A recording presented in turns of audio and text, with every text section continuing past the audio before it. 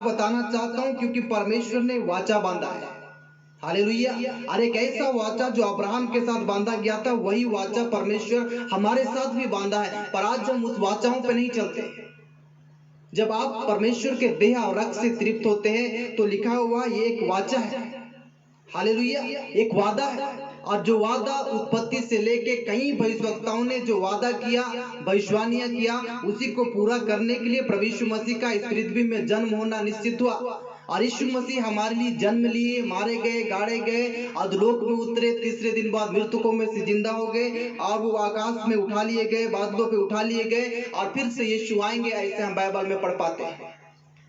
पर इस वाचा को हम और आप कितने लोग महत्व देते हैं? जो हम परमेश्वर के देह और रक्त से तृप्त होते हैं, कोई मामूली बात नहीं है। इसलिए हम परमेश्वर का धन्यवाद करते हैं, क्योंकि हमारे चर्च, हमारे कलीसिया में जितने लोग डूब का बपतिस्मा नहीं लिए, इसमें शामिल नहीं हो सकते। और परमेश्वर के देह और रक्त को आप समझते ही नहीं हैं, तो आप उसे ले भी नहीं सकते। सबसे पहले ये भारी बलिदान को, इस वाचाओं को समझना चाहिए, उसके बाद आप परमेश्वर के देह और रक्त से तृप्त हो सकते हैं। हालेलुया। मेरे साथ पढ़िएगा। जो हमें मिलता है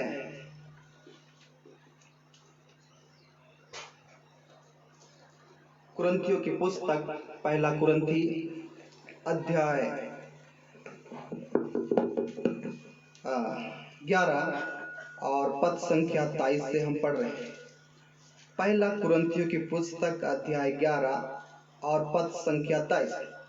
क्योंकि यह बात मुझे प्रभु से पहुंची और मैंने तुम्हें भी पहुंचा दी है कि प्रभु यीशु मसीह ने जिस रात पकड़ाया गया, रोटी ली और धन्यवाद के साथ उसे तोड़ा और कहा, यह मेरी देह है जो तुम्हारे लिए है, मेरे स्मरण के लिए ऐसा ही किया करो। इसी रीति से उसने ब्यारी के पीछे कटोरा भी लिया और कहा, यह कटोरा मेरे लहू में नई वाचा है, जब कभी भी पियो तो मेरे स्मरण के लिए ऐसा ही किया करो। हालेलुया। ये वाचा है। आज जितने भविष्यवक्ताओं लोगों ने यीशु के आने के बारे में भविष्यवाणियां किए, और मैं आपको बताना चाहता हूं कि आपके प्राण में ही पाप है, और आपका प्राण आपके लहू में, अगर आपका शरीर से अगर रक्त चला गया तो आप मर जाइएगा। इसलिए प्राण को ही हम लहू कहते हैं, और हमारे प्राण में ही पाप है। और इसी प्राण के पाप को, मतलब रक्त में जो पाप भींगा हुआ है, उस पाप को निकालने के लिए यीशु मसीह को आना पड़ा, और भविष्यवक्ताओं लोगों ने भविष्यवाणियां किया। पर यह नए नियम का वाचा है। आप मालूम है, जब यीशु मसीह लिखा हुआ है, जब आप विस्तार से पढ़िएगा, बाइबल पढ़ने वाले इस बातों को जानते हैं कि वो लोग खा ही रहे थे। वो लोग वहां पे खाना पीना शुरू कर देते थे। यीशु मसीह आखिरी भोज जब अपने शिष्यों के साथ और अपने चेलों के साथ कर रहे थे, वो लोग खा ही रहे थे। और खाने से पहले भी प्रार्थना हुई थी, मगर उसी के बीच के अंतराल में यीशु मसीह ने रोटी तोड़ा, लिखा हुआ है, और धन्यवाद दिया परमेश्वर को, और देते हुए कहा, ये मेरा देह है। और उसके बाद जो दागरस वो लोग पहले भी पिए हुए थे, उसको यीशु मसीह ने आशीष करके बोले, ये नए नियम का लहू है, और ये वाचा है, जब कभी भी तुम ऐसा किया करो तो मेरे स्मरण के लिए ऐसा किया करो। ये बात यीशु मसीह इसलिए की, क्योंकि यीशु मसीह को आज लोग स्मरण नहीं करते, और परमेश्वर का देह और रक्त, इसीलिए नए नियम की कलीसिया में वो लोग रोज दिन रोटी तोड़ते थे। और रोज दिन वो रोटी इसलिए तोड़ते थे क्योंकि रोज दिन वो पवित्रता में चलते थे। स्मरण का मतलब पवित्रता, स्मरण का मतलब जितने लोग यीशु मसीह को रोज दिन स्मरण करते, वही पवित्रता में चलते हैं। आपको तो महीना लग जाता है, ये महीना भर प्रभुभोज, महीने में पहला रविवार में प्रभुभोज खाना, और उसके बाद कलीसिया में हर संडे प्रभुभोज खाना, ये परमेश्वर के वचन और व्यवस्था के अनुसार नहीं। और ये विधि व्यवस्था ये हम और आपने बनाया है, जो हम महीने में एक बार प्रभुभोज खाए, संडे में प्रभुभोज खाए, कहीं पे मरखी हो जाए तो प्रभुभोज खाए, ये इसको कलीसिया ने निर्धारित किया है। मगर नए नियम की कलीसिया के अनुसार रोज दिन रोटी तोड़ा जाता था। आज इसलिए रोज दिन रोटी तोड़ा इसलिए नहीं जाता क्योंकि हम उसे स्मरण नहीं करते। हम कैसा स्मरण करते हैं? 15 मिनट का आराधना के लिए उसे स्मरण करते हैं, और हमारे घर में 1 घंटा की सभा होती है, उसी में स्मरण करते हैं। और उसके बाद इस 24 घंटा में हम क्या क्या स्मरण करते हैं, आप याद कीजिए। कहीं को खेलना है वो याद आ जाता है, कहीं को खाना बनाना है वो याद आ जाता है, कहीं को ड्रेस खरीदने जाना है ये याद आ जाता है, कईयों को ये करना है, कईयों को वो करना है। साल भर का पूरा पूरा पूरा तैयारी हम कर लेते, और आने वाला साल तो आया ही नहीं। हम सबने ही तो सोचा था कि 2020 हम कितने खुशहाली और आनंद से जिएंगे, परमेश्वर के लोग जी रहे हैं, मगर संसार के लोग रो रहे हैं। इस बातों को भी ध्यान दीजिए। कोई नहीं जानता था कि 2020 में ऐसा परिस्थिति, ऐसा सिचुएशन आपके लिए और मेरे लिए सामने परमेश्वर रख देंगे। हालेलुया। ये 2020 में जो घटनाएं घट रही, इसको कोई भी नहीं जान सकते और कहीं भविष्यवक्ताओं के माथे पे भी नहीं पड़ा। भविष्यवक्ता लोग तो यही भविष्यवाणी कर रहे, कौन मर रहा है, कौन जी रहा है, बॉलीवुड में क्या हो रहा है, हॉलीवुड में क्या हो रहा है, दुनिया में क्या हो रहा है, इसी का भविष्यवाणी किया जाता है। हम कैसे आशीष पाएंगे, इसी का भविष्यवाणी किया जाता है। पर हम इस आत्मिक देह को पहन के, इस मनोहर देह को उतार के, हम ऐसे अमरता की देह को पहन के चले जाए, इसके बारे में क्यों भविष्यवाणी नहीं किया जाता है? मैं आपको बताना चाहता हूं, परमेश्वर का देह और रक्त कोई मामूली नहीं है। और मैं अपने कलीसिया का और भिन्न भिन्न पेंटिकोस्टल चर्च का धन्यवाद करता हूं, जो परमेश्वर के पुत्र प्रभु यीशु मसीह पे विश्वास करने के द्वारा और अपने पापों को मानने के द्वारा बपतिस्मा लिया जाता है। ये बचपन में नहीं होता है, ये छिड़का के नहीं होता है, और ये बपतिस्मा डूब के होता है, क्योंकि हमें पाप को जानना चाहिए। और ये पाप आपके प्राण में, और प्राण का मतलब आपका लहू, आपका ब्लड, और इसी में तो पाप है। और इसी पाप को धोने के लिए यीशु मसीह को कालवरी क्रूस में जान देना पड़ा। इसलिए पौलुस ने कहा कि ये बात मुझे प्रभु से पहुंची है। आपको मालूम है, पौलुस को किसी ने नहीं सिखाया। पौलुस के जीवन में ऐसा दिव्य प्रकाशन था, जो पौलुस की कितना पत्री को पढ़िएगा तो आप अगर सचमुच पौलुस के पत्री को पढ़ गए तो आप एक पास्टर बन जाइएगा, आप एक प्रेरित बन जाइएगा, आप एक भविष्यवक्ता बन जाइएगा। अगर पौलुस की तमाम पत्री को अगर हम बहुत ध्यान और मनन से हम पढ़ सके तो हम सचमुच हम ऐसे व्यक्ति बन जाएंगे जो हमारे सोच समझ से परे है। और मैं कई बार इस पत्री को पढ़ते रहता। पौलुस ने जब इस बात को लिखा तो उसने बोला, ये प्रभु से मुझे पहुंची, ये परमेश्वर की प्रकाशन से मेरे पास पहुंची है, और मुझे किसी ने सिखाया और किसी ने नहीं बताया। इसलिए यहाँ पे लिखा, क्योंकि यह बात मुझे प्रभु से पहुंची है कि मैंने तुम्हें भी पहुंचा दी है। प्रभु यीशु मसीह ने जिस रात पकड़ाया गया, रोटी ली और धन्यवाद के साथ तोड़ा और कहा, यह मेरा देह है। हालेलुया। ये मामूली नहीं है, ये परमेश्वर का देह और रक्त, जिसको आप प्रभोज करके अनुष्ठान करते हैं और अपने कलीसिया में भिन्न जगह खाया जाता है। ये कोई मामूली चीज नहीं है। सर झुका के परमेश्वर का देह और रक्त को तृप्त कर ली, ये कोई बात नहीं है। ये रियल में सचमुच में प्रभु यीशु मसीह का देह है। अब गुटखा खाने वाला भी प्रभुभोज खा रहा है, अब तंबाकू खाने वाला भी प्रभुभोज खा रहा है, और 365 दिन उनको दारू हड़िया से फुर्सत नहीं, वो लोग प्रभुभोज खा रहा है। आप कितने अपमान कर रहे हैं परमेश्वर के देह और रक्त का। इसलिए आपके शरीर में बीमारियां हैं। अगर आप इस पत्री को पूरा पढ़िएगा तो इसीलिए हमारे शरीर में बीमारियां हैं, हमारे शरीर में तकलीफ है, क्योंकि हम परमेश्वर के देह और रक्त का अपमान करते हैं। और यही कारण है, आप बीमार रहिएगा, आप तकलीफ में रहिएगा, बड़े बड़े बीमारियां आएगी, कैंसर आएगी, टीबी आएगी, और उससे और भी कई कई बीमारियां इसलिए हमारे शरीर में पहुंच जाती है, क्योंकि हम परमेश्वर के देह और रक्त का अपमान करते हैं। यीशु मसीह ने कहा, ये मेरा देह। जब अपने शिष्यों को यीशु मसीह ने रोटी तोड़ के दिया, जब धन्यवाद के साथ तोड़ा, अपने पिता का धन्यवाद किया और रोटी तोड़ के कहा, तो उसने रोटी बोल के नहीं दे दिया, उसने देह बोल के दे दिया कि ये मेरा देह है।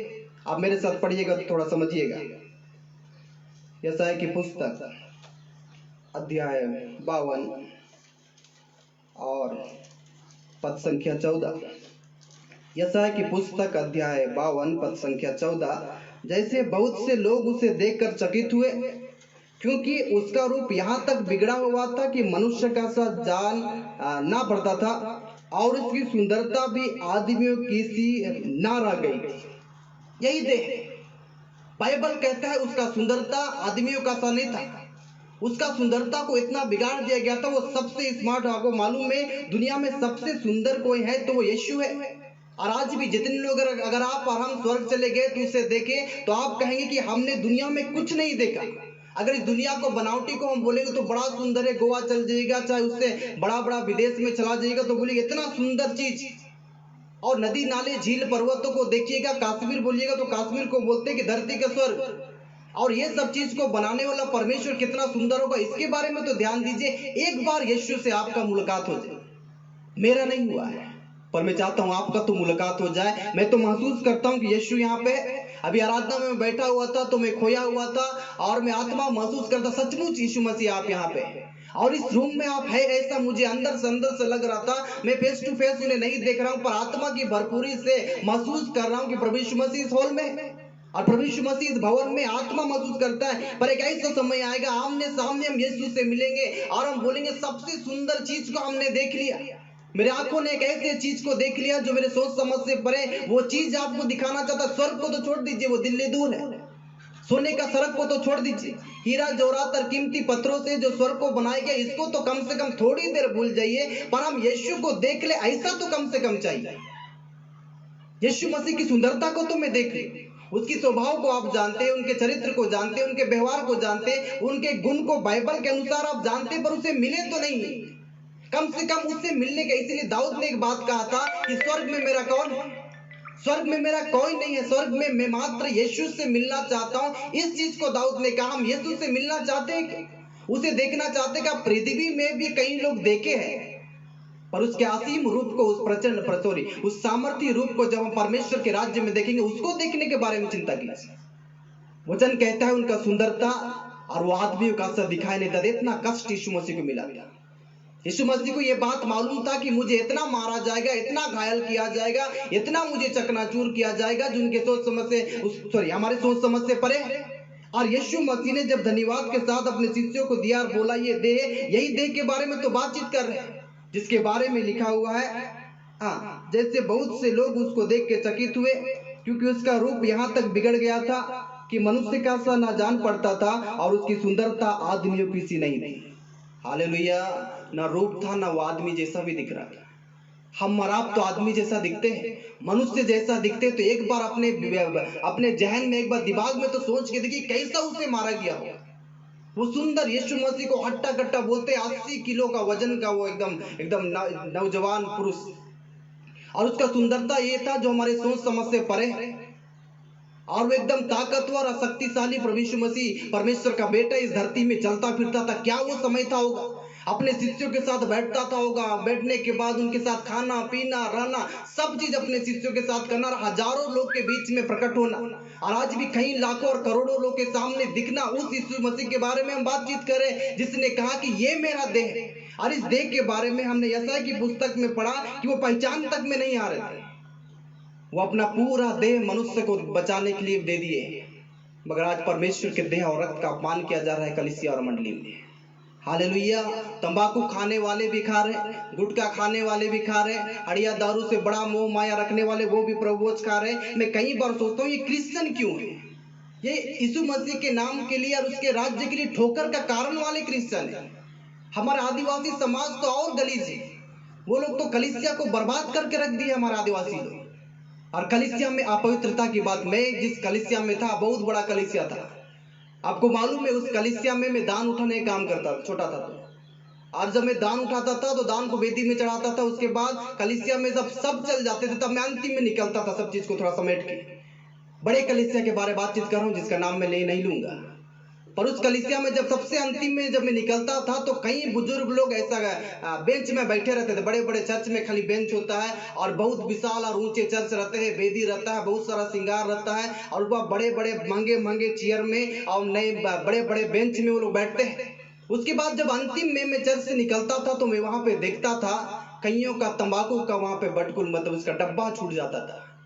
कलीसिया के अंदर लोग सिगरेट लेके आते हैं, कलीसिया के अंदर तंबाकू लेके आया जाता है, और कलीसिया में पी के भी लोग आते हैं। मैं आपको बताना चाहता हूं कि परमेश्वर का देह का अपमान ना कीजिए। यीशु मसीह ने प्रभुभोज के समय साफ साफ कह दिया कि ये मेरा देह। आप आराम से जीभ में तो ले सकते, पर ये जीभ योग्य है उसके देह को टच करने के लिए। हमारा शरीर भी, हम तो उसके नाम लेने के योग्य भी नहीं है, और उसको अरबों और खरबों बार पवित्र बोल दे तो भी कम पड़ जाएगा। उस पवित्र परमेश्वर का हम आराधना करते, पर इस देह और रक्त को कैसे हम लेते? इसी लिखा हुआ है, पौलुस ने कहा कि अनुचित रीति से आप नहीं ले सकते।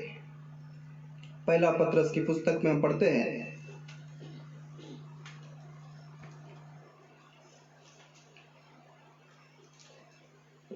पहला पत्रस अध्याय 2 पद संख्या 24। पहला पत्रस की पुस्तक अध्याय 2 पद संख्या 24। वह आप ही हमारे पापों को अपनी देह पर लिए हुए क्रूस पर चढ़ गया, जिससे हम पापों के लिए मरकर धार्मिकता के लिए जीवन बिताए। उसी के मार खाने से तुम चंगे हुए। हालेलुया। अब ध्यान दीजिए, यहाँ पे परमेश्वर का वचन साफ साफ कहता है, वह आप ही हमारे पापों को अपनी देह में लिया। हालेलुया।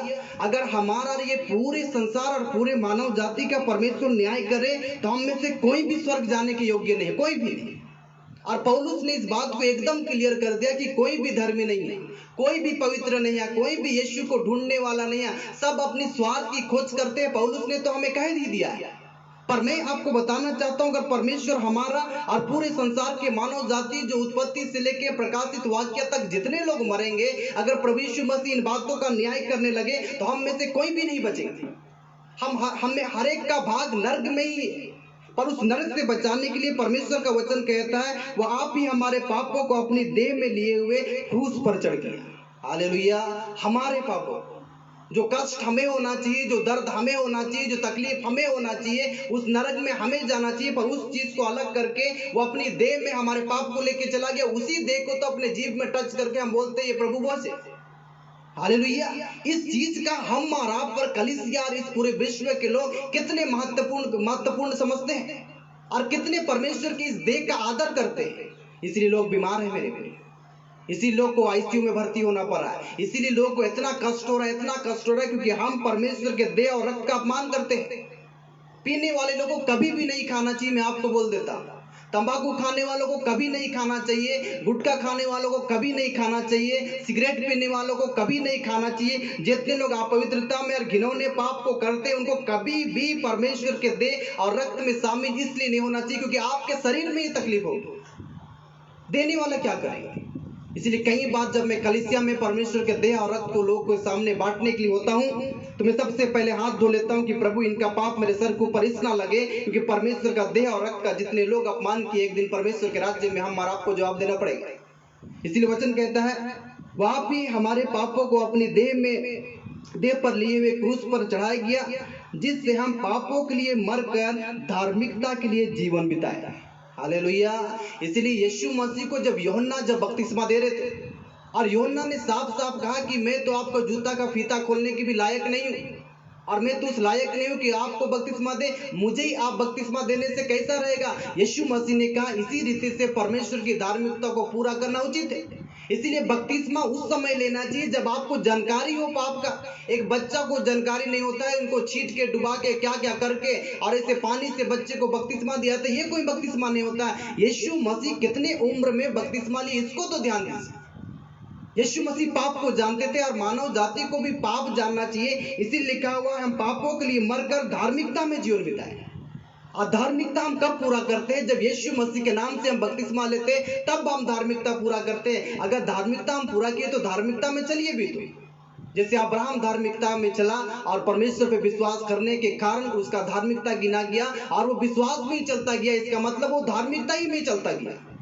आज हमारा विश्वास कहाँ चला जाता है, हमारा धार्मिकता कहाँ चला जाता है? हम बपतिस्मा लेने समय बोलते हैं तो प्रभु हम आपके साथ चलेंगे, इतना दुख। मैं आपको बताना चाहता हूँ परमेश्वर के दासों को सबसे ज्यादा अगर दुख मिला है तो जितने लोग बपतिस्मा लिए ना उनके कारण दुख मिला है। आपको क्या लगता है? मैं आपको एक बात बता देना चाहता हूँ, जितने बच्चे लोग अपने माता पिता का आज्ञाकारी नहीं है, बात नहीं मानते हैं, वो कम से कम माँ बाप के आंखों के सामने रहते हैं। पर उससे कई ऊंचे दर्जे का जितने दास लोग परमेश्वर के लोग अपने बच्चों को बपतिस्मा देते हैं और कलीसिया में जिनको बपतिस्मा देते हैं वो उनके बेटे बेटियां हो जाते हैं और वो परमेश्वर के दास से कोई भी संपर्क रखना नहीं चाहते। मैं और दासों को नहीं जानता हूं पर मैं व्याकुल हो जाता हूं। मुझे आज तक अगर सबसे ज्यादा दुख मिला है तो जितनों को मैं बपतिस्मा दिया हूं ना, तो मैं कई बार सोचता हूं मैं क्यों उससे बपतिस्मा दे दिया। मैं सो नहीं पाता, उसका चेहरा, उनका रूप, उनका बोलना, उनका चलना, सब चीज मुझे याद आता है। अगर मैं भूल भी जाऊं तो सपना में परमेश्वर प्रकट कर देता है, मैं झूठ नहीं बोलता। कल रात को भी मैं देखा और कई बार मैं लोगों को देखते रहा, जितना लोगों को मैं बपतिस्मा दिया हूं, बपतिस्मा में दिया हूं उसका कोई संख्या नहीं, कई सैकड़ों को मैंने बपतिस्मा दिया है। 94 साल 94 और उस उम्र की एक माँ को भी मैंने बपतिस्मा दिया जिसको आज भी नहीं भूले, वो प्रभु के पास चली गई पर आज भी उसे भी नहीं भूला। उसे बपतिस्मा देने के लिए भी कष्ट हो रहा था, उनका शरीर पूरा झुका हुआ था और 94 उसका एज था, 94 साल। और उस माँ को हम लोग किसी प्रकार 2 लोग मिलकर बपतिस्मा दिए, डुबा के उसके बाद निकाले और प्रभोज में वो शामिल हो गई। अब वो प्रभु के पास चली गई पर ये चीज को परमेश्वर के दास लोग नहीं भूल सकते। इसलिए आप अपने माता पिता का आज्ञाकारी है चाहे ना है पर बैठ के तो आप खाना तो खाते हैं। मगर आज कलीसिया में कितने लोग यीशु मसीह के नाम से डूब का बपतिस्मा लेते हैं, मगर परमेश्वर के दास का कोई भी वैल्यू नहीं। वो परमेश्वर के देह और रक्त को और यीशु को समझे ही नहीं, जो परमेश्वर के दासों को दुख देते हैं। मैं कई बार परमेश्वर को बोलता हूँ, नहीं मुझे कोई बात नहीं करना है और नहीं मुझे कोई मैसेज नहीं करना है। पर परमेश्वर एक ऐसा परमेश्वर है ना, जो हमें बहुत ही झुका देता है और हमें और नम्र बना देता है और दीन बनाता, बोलता है बेटा तू ही तो पहला कदम बढ़ा लो और एक बार तो बोल के देखो, एक बार तो कॉल करके देखो। और मैं करता हूँ, मैं झुकने के लिए, माफी मांगने के लिए, सॉरी बोलने के लिए आज तक नहीं शर्माता हूँ। मैं ऑनलाइन लोगों को सॉरी बोल देता हूँ। अगर आपको सुनने से भी तकलीफ हुआ तो मुझे माफ कीजिए, मगर मैं परमेश्वर का दास होने के नाते परमेश्वर का देह और रक्त का अपमान जो पूरे विश्व में और कलीसिया कर रही, इसको मैं और कोई भी भविष्यवक्ता और कोई भी संत और कोई दास मेरे प्रियो सहन नहीं कर पाए। कष्ट होता है। वचन कहता है उसका रूप बिगड़ गया था, वो आदमियों का सा नहीं दिख रहा था, उसको कोई भी नहीं पहचान पा रहा था। वही चीज को यीशु मसीह ने उठाया टुकड़ों में और बोला ये मेरा देह, मुझे याद करने के लिए ऐसा ऐसा करना, एक समय आएगा तुम भूल जाओगे, इसीलिए मैं तुम्हें याद करने के लिए चीज को दे दिया। उसने आप ही हमारे पूरे पापों को लेके अपने देह में लेके उसने क्रूस पर चढ़ गया, ऐसा लिखा हुआ है। हालेलुया, कि उसके मार खाने से, उसके कोड़े खाने से हम चंगे हो जाए, इसलिए इस देह के बारे में मैं प्रचार कर रहा हूं। कभी भी मामूली नहीं समझ। जितने लोग आत्मा में परमेश्वर के देह और रक्त में तृप्त होते हैं ना, अगर सचमुच आप देखना चाहते तो आपके तक जब प्रभु का दास रोटी पहुंचाएगा ना, आपके हाथ में वो देह बन जाएगा। जब उस दागरस में से पीजिएगा तो आपको लगेगा अंगूर का नहीं है, ये रियल में सचमुच में यीशु का ब्लड है। ये प्रभु यीशु मसीह का लहू जो पूरे विश्व में सबसे पवित्र चीज माना जाता है, और वो यीशु का लहू है जो आज भी जिंदा है और आज भी वो चलता फिरता है, जिसका नाम प्रभु यीशु मसीह है। आज कलीसिया और मानव जाति या संसार के लोग अपने आप को अपवित्र करके परमेश्वर का देह और रक्त में तृप्त हो, इसीलिए निर्बल है लोग, इसीलिए तकलीफ में है लोग और इसी में कष्ट में है लोग, क्योंकि आपने परमेश्वर को धोखा दिया है। हालेलुया, उसके पुत्र को आपने समझा नहीं। लिखा हुआ है तुमने उसके लहू को पैरों से खूंदते हुए आगे बढ़ गया, लिखा हुआ है। उसके रक्त का हमने अपमान किया है, बाइबल में लिखा हुआ है। तुमने रौंदा है अपने पैरों से, ऐसा परमेश्वर के वचनों में लिखा हुआ है, क्योंकि हम परमेश्वर के देह और रक्त का अपमान करते हैं। मेरे साथ पढ़िएगा इफिसी की पुस्तक अध्याय 1 और पद संख्या 7। इफिसियों की पुस्तक अध्याय 1 पद संख्या 7। हमको उसमें उसके लहू के द्वारा छुटकारा अर्थात पापों की क्षमा उसके उस अनुग्रह के धन के अनुसार मिला है। हालेलुया, मैंने बोला और आपको बताया कि हमारे पाप में ही गड़बड़ी, हमारे प्राण में ही गड़बड़ी, हमारे प्राण में ही एक ऐसा चीज घुसा हुआ है जिसको हम बोलते हैं डीएनए, जिसको हम बोलते हैं रक्त, उसी में गड़बड़ी है। और इसी रक्त का गड़बड़ी को मिटाने के लिए वचन कहता है साफ साफ, हम उसमें उसके लहू के द्वारा छुटकारा अर्थात पापों की क्षमा उसके उस अनुग्रह के धन के अनुसार मिला है। मगर इस लहू को कितने लोग इंपॉर्टेंट महत्व समझते, इसको तो ध्यान दीजिए। मैं कई बार सोचता हूं कि कैसे एक चर्च का बड़े बड़े अधिकारी, कहीं जिनको हम बिशप भी कहते हैं, कि जिसको हम पुरोहित करते हैं, जिसको हम फादर कहते हैं, जिसको हम पादरी कहते हैं, वो लोग जानते कि वो एक पीने वाले पर भी उसको दिया जाता है। ये गलती एक पुरोहित का भी है, एक गलती एक बिशप का है, गलती एक पास्टर का भी है। मैं साफ अपने कलीसिया में मना करता हूं, अगर आप पवित्रता के साथ इस देह और रक्त में शामिल होना चाहते तो ये आपके लिए नहीं है। जितने लोग डूब का बपतिस्मा नहीं लिए, आप इस देह और रक्त में शामिल नहीं हो सकते, क्योंकि आपने यीशु को जाना ही नहीं है और आपने धार्मिकता पूरा ही नहीं किया है। जो व्यक्ति धार्मिकता पूरा नहीं किए वो परमेश्वर के देह और रक्त में कैसे शामिल हो सकते हैं? ये तो नए नियम का वाचा है। ये वाचा परमेश्वर ने हमसे और आपसे बांधा है। वाचा क्या है कि परमेश्वर का डेरा मनुष्यों के बीच में होगा, ये वाचा है। और वही चीज को यीशु मसीह ने इस पृथ्वी में रख के साबित किया कि परमेश्वर और मनुष्य कैसे एक दूसरे के साथ रह रहे, और उस वादा को, वाचा को और अटल करने के लिए उसे मरना पड़ा कि उसके मारे और गाड़े जाने से संसार के तमाम मानव जाति यीशु के नाम से बचाए जाए। इसीलिए परमेश्वर का वचन कहता है हम उसमें उसके लहू के द्वारा छुटकारा अर्थात पापों की क्षमा उसके अनुग्रह के धन के अनुसार मिला है। ये परमेश्वर का बड़ा अनुग्रह है। आप अपने बच्चों को अपने सामने मरते हुए नहीं देख सकते। हालेलुया, अगर आप सचमुच माँ है और अपने पेट में से अपने बेटा और बेटी को जन्म दिए है ना, तो आपको दर्द हुआ होगा, वो दर्द आपको याद होगा, और आप अपने बेटे और बेटा को अपने आंख के सामने मरते हुए नहीं देख सकते। हालेलुया।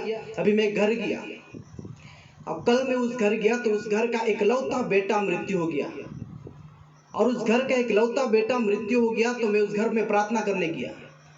प्रार्थना करते करते जब उसकी माँ से मैंने बातचीत किया, जो ठीक से चल भी नहीं सकती, बहुत बुजुर्ग है, उसका इकलौता बेटा वही उनका सहारा होगा, पर उसका बेटा भी नहीं है, और दोनों माता पिता बुजुर्ग हैं। और प्रार्थना करने के बाद उसने रोते रोते रोते रोते कहा कि बेटा एक बार प्रार्थना करके मुझे बता दो ना कि मेरा बेटा सही स्थान में पहुंचा है कि नहीं पहुंचा है। इस पृथ्वी में रह के उसको इतना कष्ट हुआ, इतना दर्द हुआ, इतना कष्ट हुआ, कई महीना वो हॉस्पिटल में भर्ती था, उसको इतना दर्द हुआ, पर परमेश्वर ने उसको बुला लिया। पर मैं एक माँ होकर मैं जानना चाहती हूँ कि वो कैसा होगा। आप सचमुच माँ है क्या? आप सचमुच पिता है क्या? अगर आप सचमुच माँ और बाप है तो अपने बच्चों को अपने आंखों के सामने मरते हुए नहीं देख सकते। अगर आप मरते हुए देख रहे, इसका मतलब आपके अंदर से इंसानियत खत्म हो गया। अगर आप अपने बच्चों को मरते हुए नहीं देख सकते तो परमेश्वर अपना पुत्र, इकलौता पुत्र को मरते हुए कैसे देख सकता? पर यह वाचा को पूरा करना था, ये वादा को पूरा करना था जो अब्राहम के साथ वादा किया गया था। ये परमेश्वर के कई भविष्यवक्ताओं से वादा किया गया था। उस वादा को पूरा करने के लिए मैं पिछले दिनों बातचीत कर रहा था। आपको मालूम है, मूसा को मालूम था कि उसका नाम जीवन की पुस्तक में। आप क्यों झूठ मूठ का क्रिश्चियन? आप क्यों बोलते हैं कि हम ईसाई हैं? चर्च में मेंबरशिप फॉर्म भरने से हम क्रिश्चियन नहीं है। मूसा को यह बात मालूम था कि मेरा नाम जीवन की पुस्तक में है। आज हमें मालूम है कि हमारा नाम है ही नहीं सकता, हो ही नहीं सकता है, और इसलिए हम जानते हैं, क्योंकि अभी तक उसके रक्त को नहीं समझे, उसके बलिदान को ही नहीं समझे, यीशु पहचान में नहीं आ रहा था, उसको नहीं समझ पाए, धार्मिकता को नहीं समझ पाए, पवित्रता को नहीं समझ पाए, और हम इस चीज को नहीं समझने के कारण हम कैसे उसके देह और रक्त में शामिल हो सकते हैं? उस लहू के द्वारा हम और आपको पापों की क्षमा, पापों से छुटकारा मिला है। हालेलुया। और ये एक ऐसी वाचा है, लिखा हुआ है, ये अनुग्रह का धन है। ये परमेश्वर ने हम पे दया किया, उसका ब्लड हमारे लिए धन्य धन्य है मेरे प्रिय। और धन के रूप में परमेश्वर दया के रूप में हमको और आपको उसका ब्लड दिया गया है, उसका लहू दिया गया, जो साधारण नहीं है। हम भूल जाए, इसलिए यीशु मसीह ने पवित्र प्रभुभोज का अनुष्ठान प्रभु यीशु मसीह ने किया। ये अनुष्ठान किसी मनुष्य ने नहीं किया, यह अनुष्ठान को यीशु मसीह ने बनाया, प्रभुभोज को यीशु मसीह बनाया, कि जब जब वो मेरे देह और रक्त में से तृप्त हो तो समझ जाए कि सचमुच का ये देह है, सचमुच का लहू है। पर कलीसिया में अनुचित रीति से परमेश्वर के देह और रक्त में तृप्त किया जा रहा है। हालेलुया। मेरे साथ पढ़िएगा, और 2 वचन पढ़ के हम समाप्त कर रहे हैं।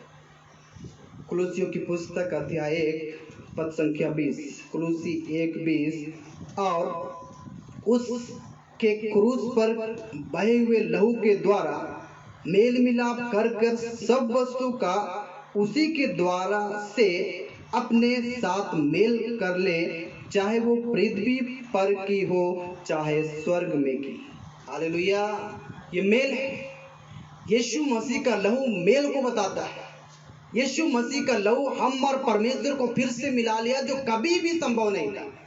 चाहे लोग मरते जीते, कितने संत और कितने बड़े लोग इस दुनिया में रहते और बहुत ज्यादा चमत्कारी लोग रहते, इससे काम नहीं बनता। इसलिए मैं बताना चाहता हूँ कि यीशु का मरना जरूरी था, और यीशु का मरने के बाद भी वो पहलौठा हुआ, वो जी उठने में पहलौठा बन गया मेरे लिए, आपके लिए। और परमेश्वर के पुत्र प्रभु यीशु मसीह ने सब दुख सहा जो परमेश्वर उन्हें देना चाहते थे, और इस दुख को सह के परमेश्वर का वचन कहता है उसका बहाया वो लहू हमें मेल मिलाप को सिखा रहा है।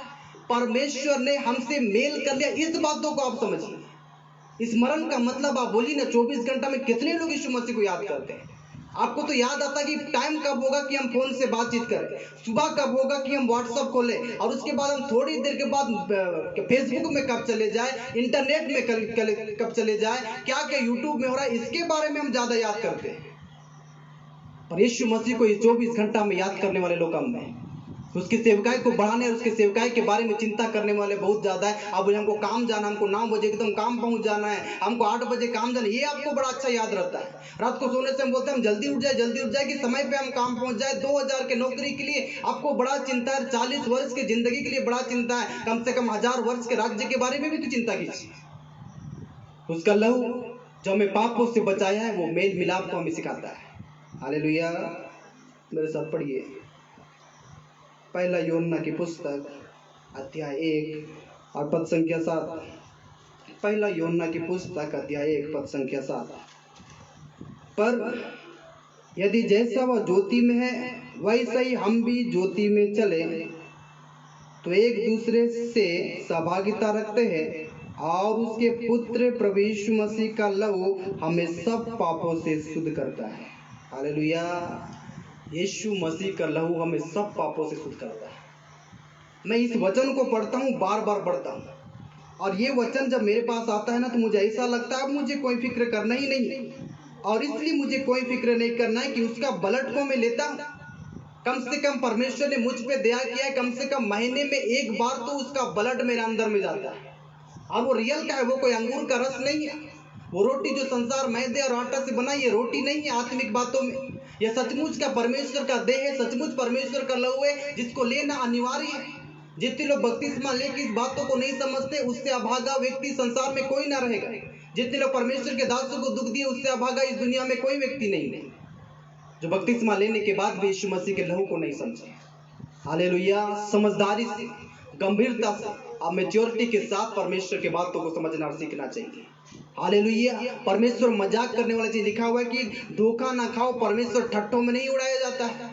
मनुष्य जो कुछ बोता है वही काटेगा। जब ये वचन पढ़ता हूँ तो मुझे लगता है मुझे बोल रहा, मैंने जो जो बोया वही काटेंगे जब अंतिम समय में जब कटनी होगा।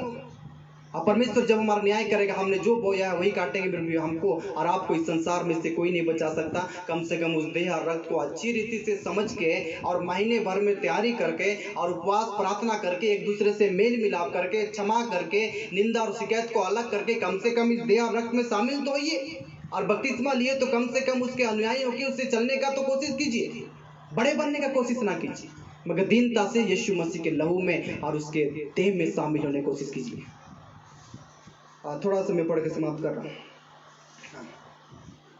27 उसी का पहला कुरिन्थी अध्याय 11 27 से।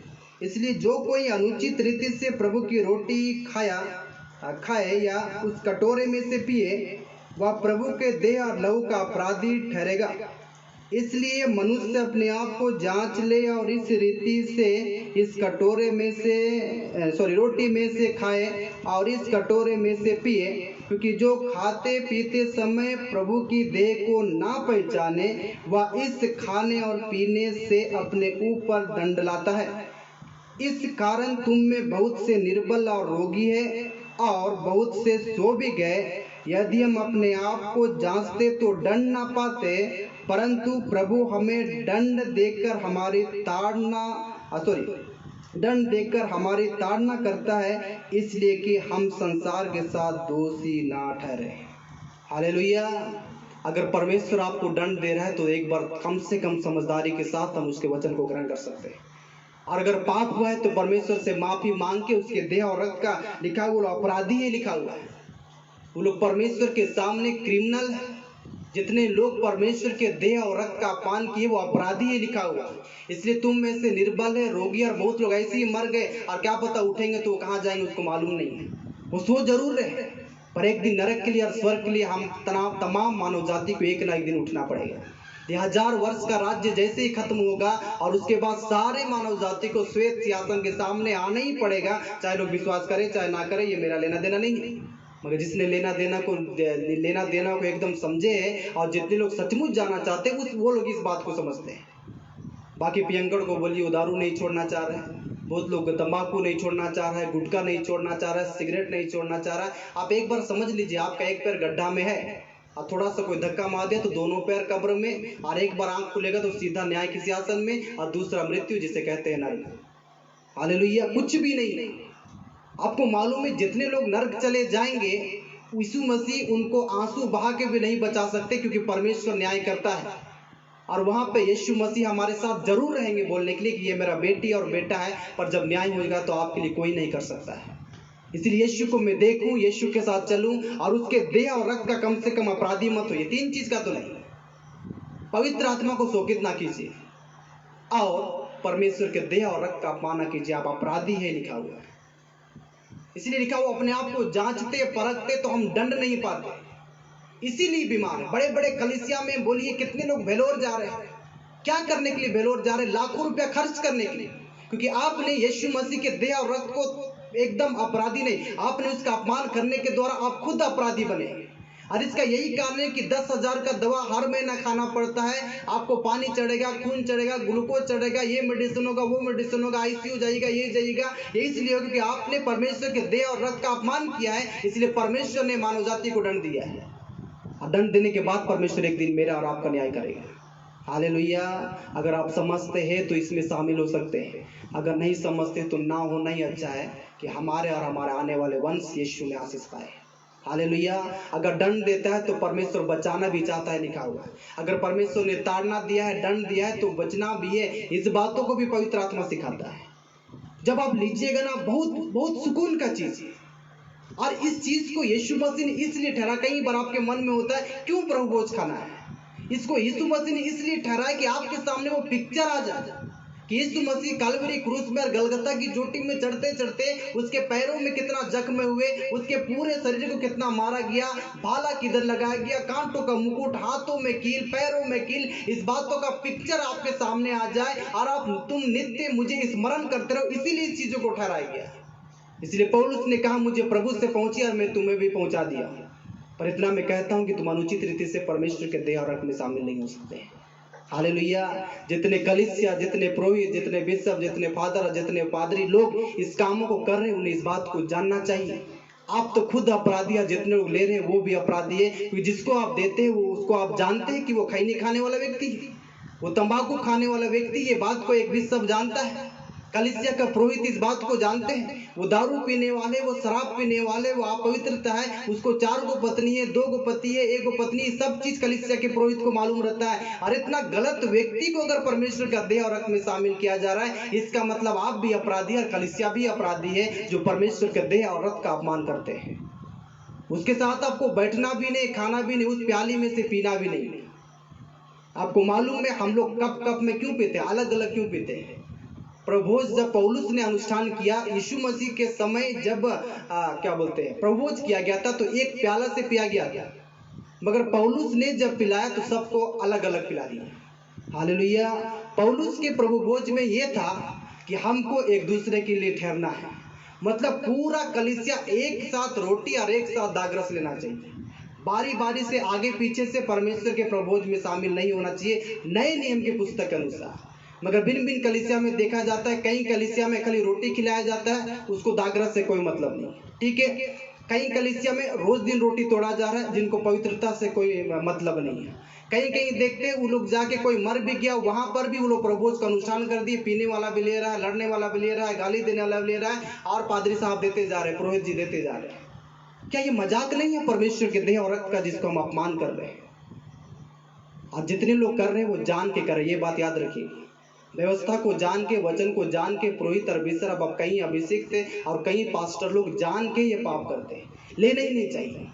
अपवित्रता से जीवन बिताने वाले लोग और अपने आप को परमेश्वर के देह और परमेश्वर के देह को अपवित्र करने वाले लोग परमेश्वर के देह और रक्त में शामिल नहीं हो सकते।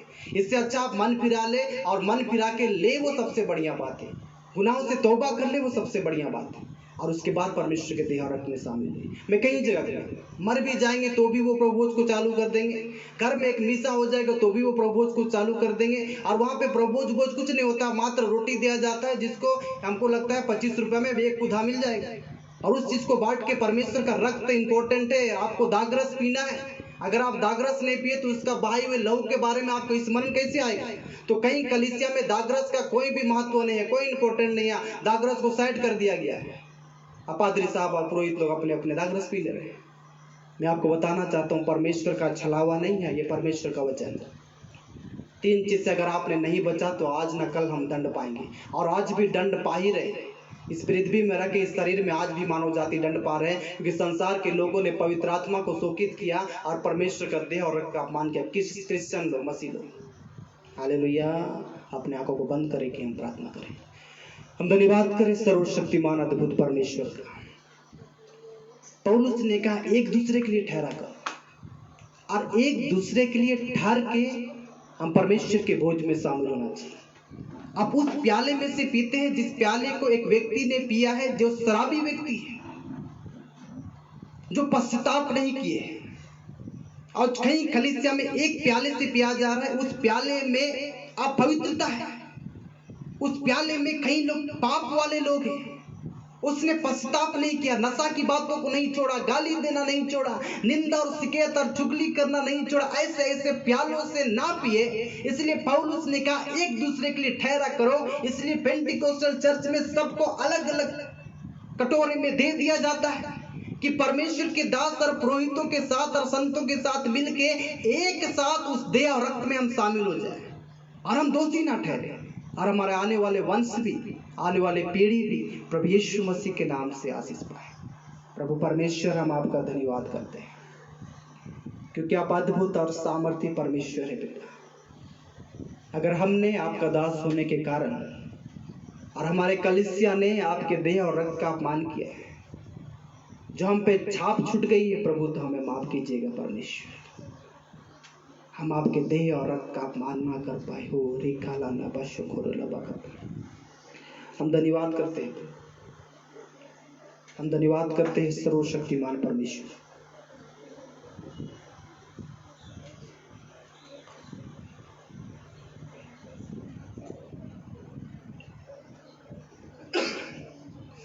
हम धन्यवाद करते हैं अद्भुत परमेश्वर। सचमुच का वो देह, सचमुच का वो लहू है मेरे स्मरण के लिए ऐसा ही किया कर। हम स्मरण करते हैं आप मेरे लिए मारे गए, गाड़े गए, प्रभु कुचले गए। आपका चेहरा पहचान में नहीं आ रहा था, आपका पूरा शरीर लहू से भींज गया था प्रभु।